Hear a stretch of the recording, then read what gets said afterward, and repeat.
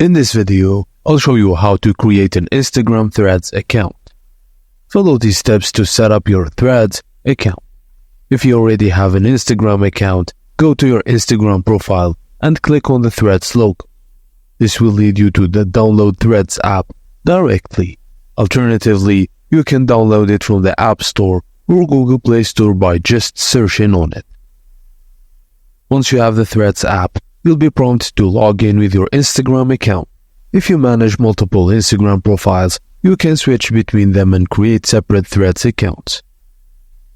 Customize your Threads profile by adding a name, bio, and any links you'd like to include.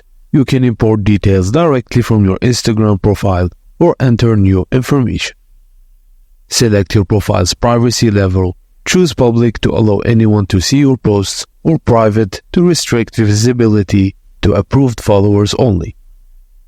Now, decide if you want to automatically follow accounts you already follow on Instagram or just you can choose separately.